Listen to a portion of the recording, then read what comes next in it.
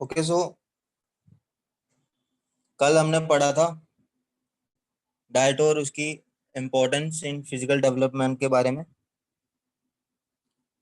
तो आप लोगों को जो भी मैंने इसमें पढ़ाया आपको समझ में आ गया सारा? अगर कोई क्वेश्चन है उसके रिगार्डिंग आप पूछो। All clear? Okay, thank you. So आज हम उसी टॉपिक के साथ आगे कंटिन्यू करेंगे।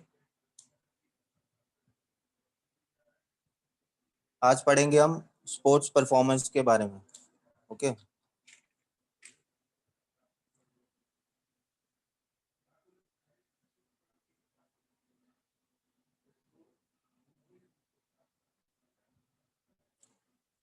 सो स्पोर्ट्स परफॉर्मेंस में क्या क्या चीज़ें ज़रूरी होती हैं और स्पोर्ट्स परफॉर्मेंस कैसे इंक्रीज होती है, कैसे डिक्रीज होती है, उसके बारे में थोड़ा पढ़ेंगे। So first of all, ordinary diet can hamper performance. Proper nutritious diet can increase performance. Planning of diet before and during competition can increase performance. तो जैसे कि मैंने आपको कल बताया था, एक अगर कोई नॉर्मल इंसान भी है उसको भी अपनी डाइट का ध्यान रखना पड़ता है। तो जो मिनिमम रिक्वायरमेंट होती है उसकी बॉडी की, एटलीस्ट उसकी बॉडी को इतना इनटेक करना ही पड़ता है। अगर वो वैसा नहीं करता है तो उसकी बॉडी में वीकनेस रहेगा और वो कोई भी एक्टिविटी अच्छे से परफॉर्म नहीं कर पाएगा, पूरे दिन लेजी रहेगा, कोई भी एक्टिविटी अच्छे से नहीं हो पाएगी। Okay, on the other hand अगर वो अच्छे से प्रॉपर डाइट लेता है तो फुल डे एनर्जेटिक रहेगा। ओके, सारे अपने टास्क अच्छे से परफॉर्म कर पाएगा। तो इसमें स्पोर्ट्स परफॉर्मेंस में एक स्पोर्ट्स पर्सन के बारे में बताया जा रहा है। तो इसमें सबसे पहले आता है, जैसे ऑर्डिनरी डाइट से क्या होता है। Ordinary diet can hamper, okay, the ordinary diet usually contains 2500 to 3000 kcal which is sufficient only for daily routine work. तो जो ऑर्डिनरी डाइट होती है उसमें भी हमें मिनिमम 2500 to 3000 कैलोरीज लेनी ही पड़ती हैं, जो कि सिर्फ हमारी डेली रूटीन वर्क के लिए सफिशिएंट है, ना कि कुछ एक्सेस में करने के लिए। जैसे कोई भी आप अगर वर्कआउट या कुछ भी अगर आप करते हो तो उसके लिए ये डाइट सफिशिएंट नहीं है। But on the other hand एक जो एथलीट है उसको, जैसे मैंने आपको बताया था कल, एक एथलीट होता है जो उसको कितनी इनटेक करना पड़ता है कैलोरीज का। कैन एनीबॉडी टेल मी?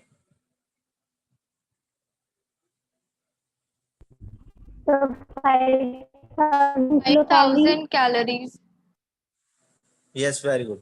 जो एक नॉर्मल पर्सन होता है उसको 25 to 3000 कैलोरीज लेनी पड़ती हैं, बट एक जो एथलीट होता है उसको 5000 कैलोरीज का इंटेक करना ही पड़ता है। Okay, even the requirement can increase up to 7000 kcal और 5000 उसके लिए सफिशिएंट है, बट अगर उसको अपनी परफॉर्मेंस को और एनहांस करना है तो वो 7000, ओके, तो 7000 तक जा सकता है। अनडर्व्ड एथलीट में भी exhausted in case of tougher activity. अगर वो कोई भी अपने वर्कआउट है जो वो टफ लेवल तक लेके जाता है तो उस 5000 से उसका काम नहीं चलेगा, वो फिर से लो फील करना स्टार्ट कर देगा। सो जितना आप वर्कआउट करोगे, जितने आपकी वर्कआउट की डेली जो रिक्वायरमेंट है उससे अगर आप ज़्यादा लोड ले रहे हो तो आपको साथ साथ में डाइट भी अपना इंक्रीज करना ही पड़ेगा। ओके, तो डाइट भी मतलब ऐसा नहीं है कि आप कुछ भी खा रहे हो लाइक जंक फूड या कुछ, जो आपकी क्लीन डाइट है वो आपको लेना बहुत ज़्यादा जरूरी है। ओके, तो सेकंड पॉइंट जो आता है हमारा, proper nutritious diet can increase performance. So every activity requires specific amount of calories for optimum performance. तो जो हमारी डाइट है वो प्रॉपर न्यूट्रिशियस होनी चाहिए। जैसे कि मैंने अभी बोला आपको, जैसे ऐसा नहीं है कि आप कुछ भी लाइक जंक फूड खा रहे हो या कुछ भी जैसे ऊट पटांग कुछ भी खा रहे हो तो वो आप सोचोगे कि उसके साथ मेरी एनर्जी लेवल ज़्यादा इंक्रीज हो जाएगा। तो उससे फैट से आपको थोड़ी बहुत एनर्जी तो मिलेगी, बट उसका काफ़ी ज़्यादा आपकी परफॉर्मेंस पे इफेक्ट पड़ेगा। ओके, आपकी परफॉर्मेंस लो हो जाएगी उससे। ओके, तो यहाँ पे एक टेबल दिखाया गया है अलग अलग स्पोर्ट्समैन के लिए। लाइक जैसे रेसलिंग है तो उसमें कितना इनटेक होना चाहिए। रेसलिंग जैसे आपको पता है it is a powerful game, उसमें काफ़ी ज़्यादा एनर्जी लगती है आपकी। तो उसमें मिनिमम जो रिक्वायरमेंट रहता है एक स्पोर्ट्स पर्सन का वो रहता है 6000 kcal। ओके, और जैसे साइकिलिंग है तो साइकिलिंग में भी आप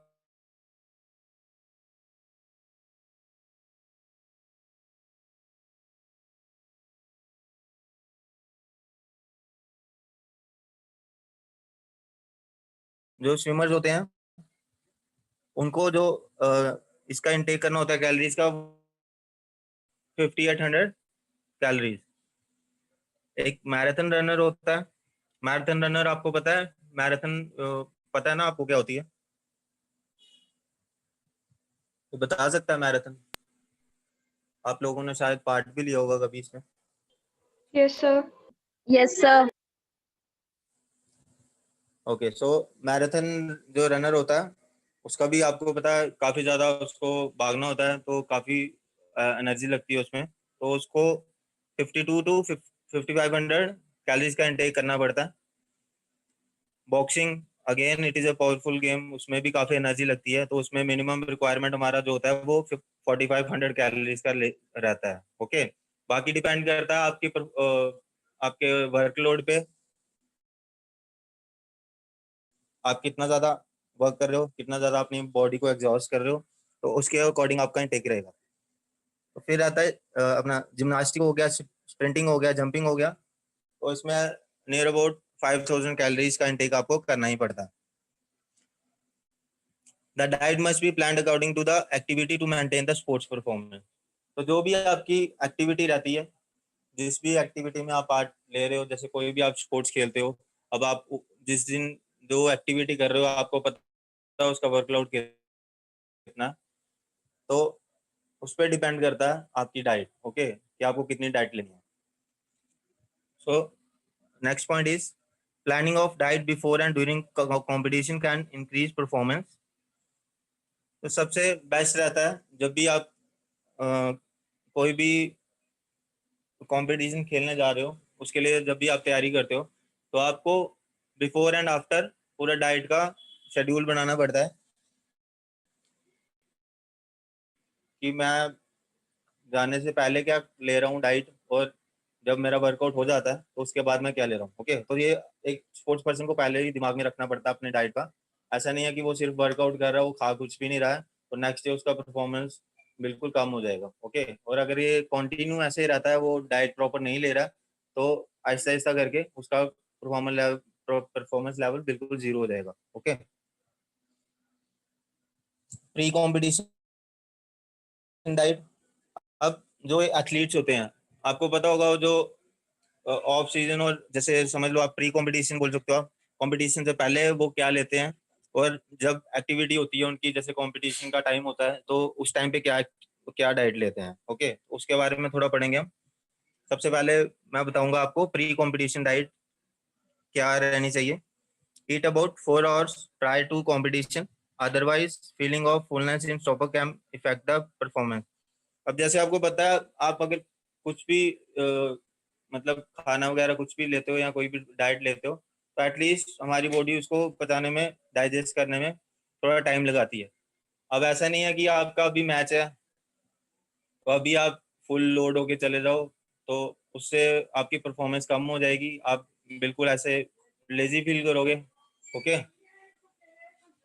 तो आपको जब भी कंपटीशन के लिए जाना है तो उसके 3-4 hours पहले आपको अच्छे से डाइट ले लेनी है अपनी, ताकि वो उस टाइम तक आपकी डाइजेस्ट हो जाए और आपको एनर्जी आपकी बॉडी में मिल जाए आपको। Okay, so 80 to 90% of carbs are must before the competition. जैसे मैंने आपको कल बताया था कि कार्ब्स का बहुत ज़्यादा मेन रोल रहता है हमारी डाइट में, सबसे ज़्यादा इंपॉर्टेंट कार्ब्स होते हैं। ओके, तो 80 to 90% जो रहता है कंपटीशन से पहले हमें कार्ब्स लेने पड़ते हैं, ठीक है, ताकि हमारी बॉडी में अच्छे से एनर्जी रहे। The carbohydrates are easily digested and help to maintain blood glucose level. तो आप लोगों को पता होगा जो भी हमारे बॉडी में फूड जाता है वो लास्ट में ग्लूकोज में कन्वर्ट होता है। तो कार्ब्स कार्ब्स हमारी बॉडी में सबसे सबसे ज़्यादा इजीली डाइजेस्ट हो जाते हैं। ओके, तो जो हमारे ब्लड ग्लूकोज लेवल को मेंटेन करने में काफ़ी मदद करते हैं।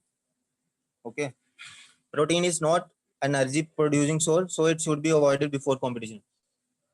जो प्रोटीन है it is not energy producing source, उसमें सिर्फ हमारे मसल साइज बढ़ाता है हमारा प्रोटीन, ठीक है, उसमें हमें कोई एनर्जी ज़्यादा नहीं देता उस टाइम पे। तो it should be avoided whenever you go to the competition. जब भी आपका कंपटीशन है तो प्रोटीन को थोड़ा अवॉइड करो।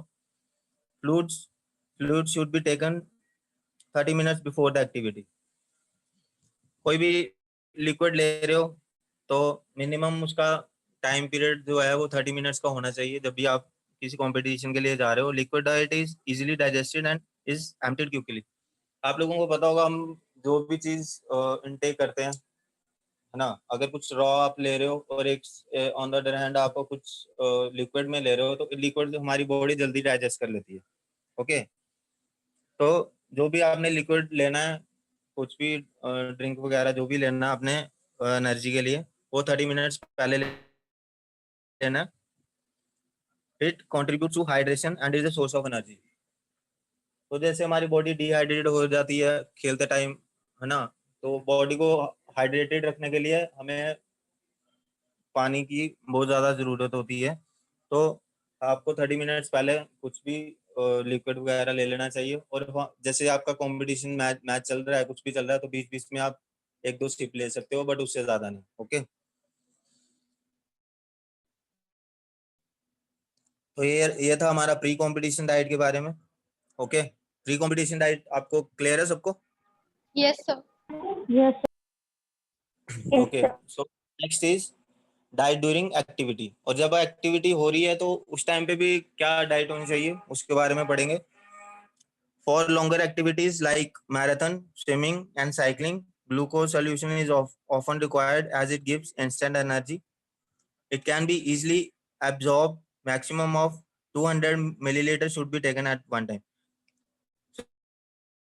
तो जो लॉन्गर एक्टिविटीज हैं, जैसे अभी आपने बोला मैराथन के बारे में, आपको पता है लॉन्ग डिस्टेंस रनिंग होती है। ओके, तो स्विमिंग हो गई, उसमें भी आपको डिस्टेंस कवर करना होता है, उसमें भी काफ़ी एनर्जी लगती है। साइकिलिंग में सेम आपको डिस्टेंस कवर करना होता है।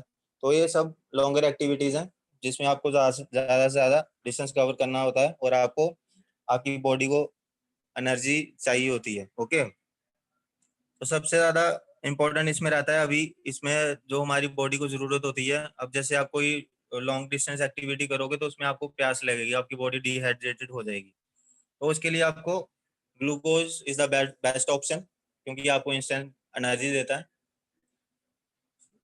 सो जो मैक्सिमम आपका रिक्वायरमेंट है, you can go up to 200 millilitre. Okay, उसके ज़्यादा आप नहीं पी सकते। अगर उससे ज़्यादा आप पियोगे तो आपको ब्लोटिंग वगैरह हो जाएगा, आपको ऐसे हैवी फील होना स्टार्ट हो जाएगा, तो आप अच्छे से एक्टिविटी परफॉर्म नहीं कर पाओगे। Okay, so these were the conditions which we have to use before competition and during the activity. Okay, so ये सब clear है आपको? Yes, Any sir. question? Okay, thank you. So no, sir. next topic is obesity and its causes. Okay, तो आप लोगों को पता होगा, सबसे पहले तो मैं पूछना चाहूंगा आपसे कि what is obesity? So when a person becomes fat due to eating the wrong food, like junk food. Yes, very good. So ये आपने जो एक इसमें एक पॉइंट बोला, ये इसका एक पॉइंट था।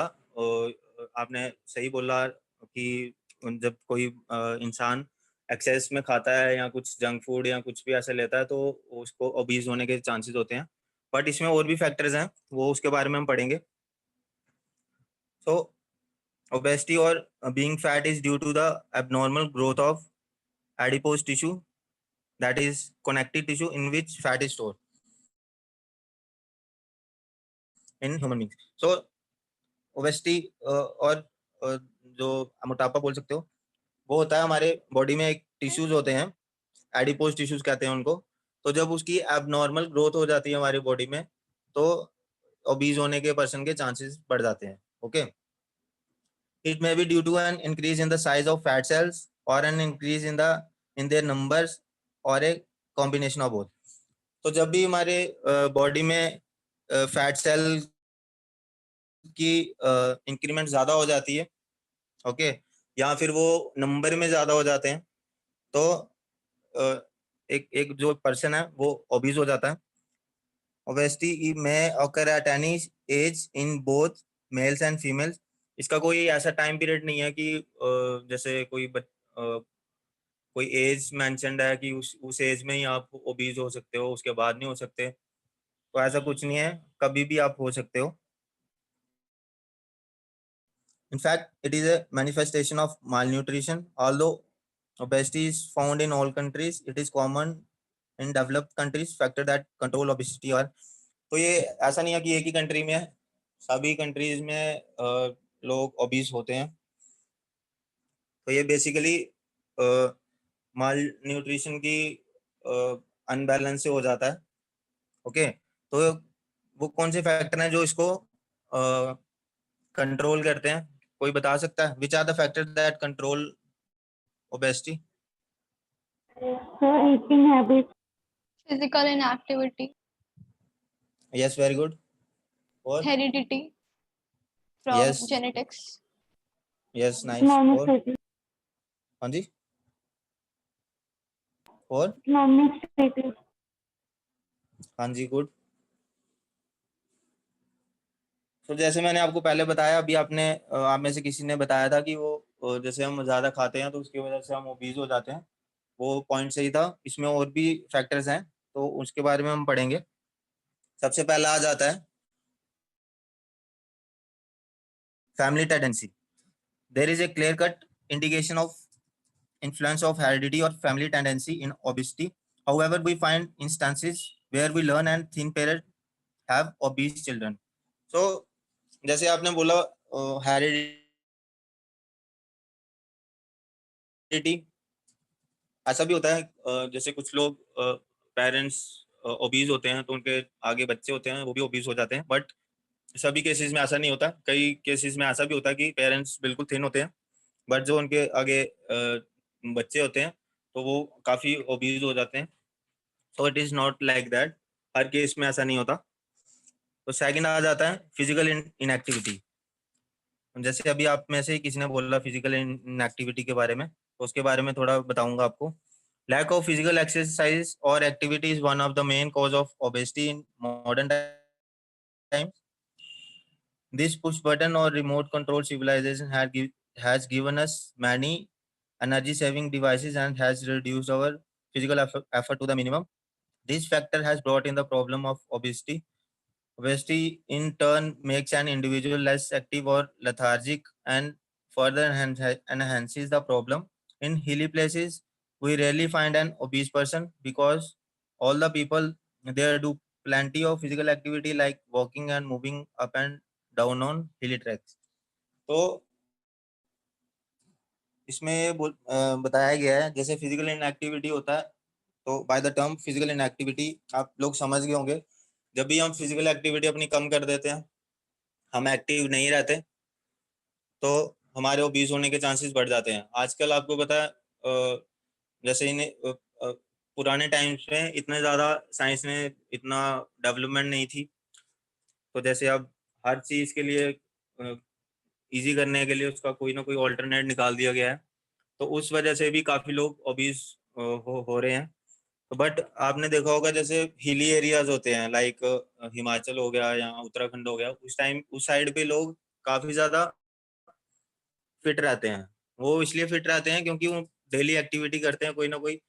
तो हिली एरियाज में वैसे भी आपकी काफ़ी हाइट्स पे होता है सब कुछ, तो आपको वहाँ खुद खुद ही जाना पड़ता है बाय वॉक, है ना, तो वहाँ के लोग काफ़ी ज़्यादा फिट होते हैं, और वहाँ पे आप देखना बहुत रेयर कोई होगा जो आपको ओबीज पर्सन मिलेगा, नहीं तो मैक्सिमम लोग फिट ही मिलेंगे।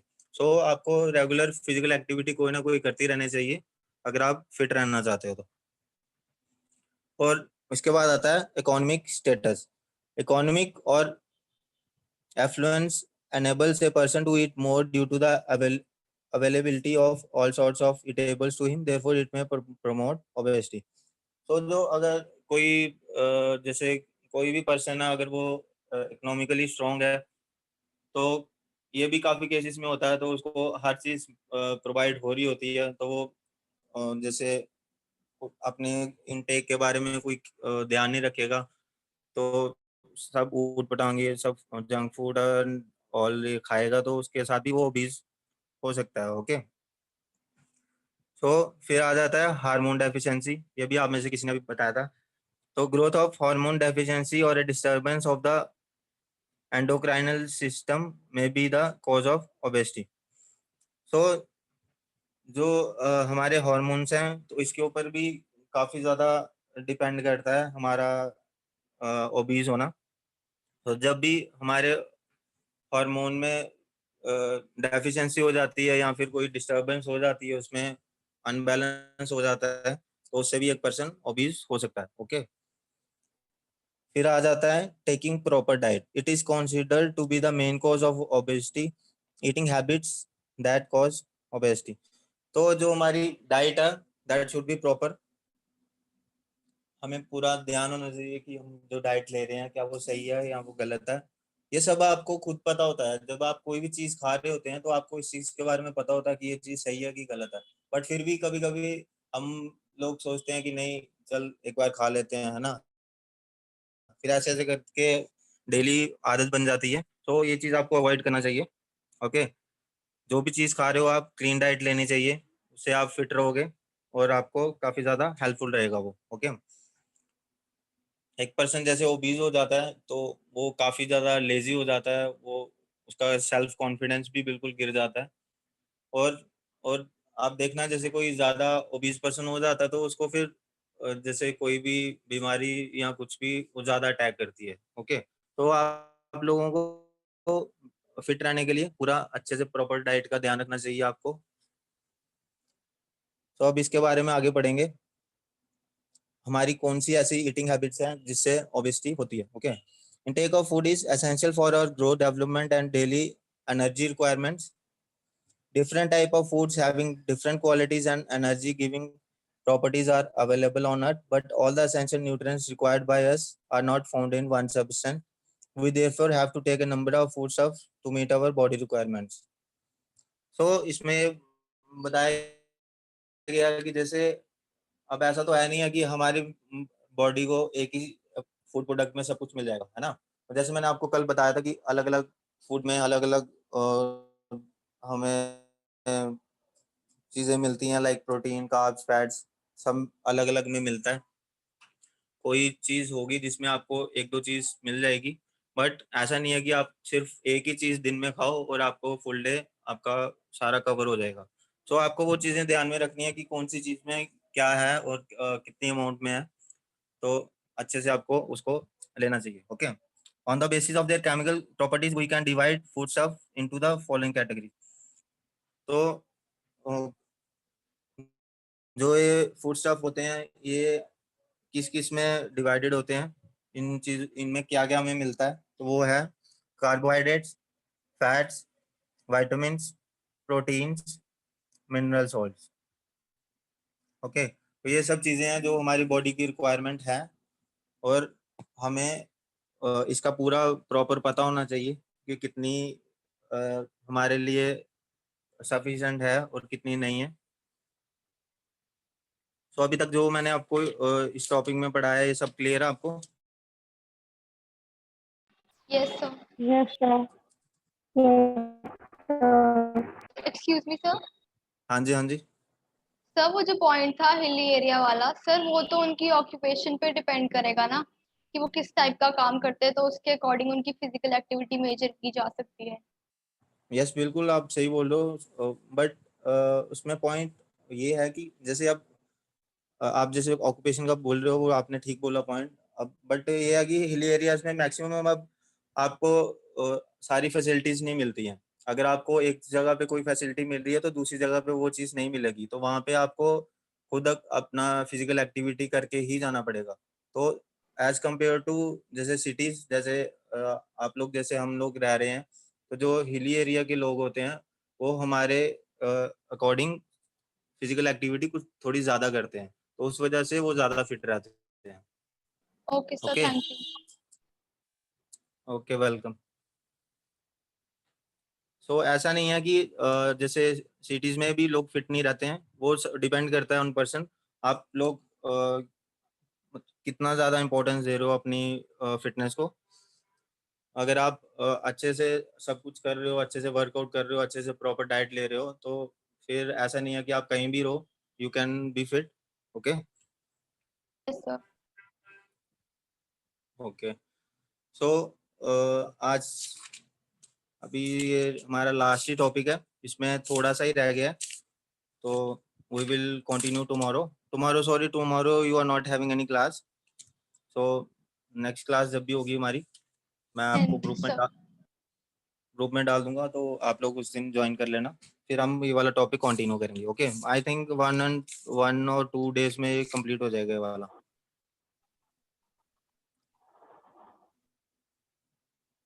Okay, thank you students, now you can and the meeting. Thank you sir. Thank you, sir. Okay, welcome Thank all you, of you, sir.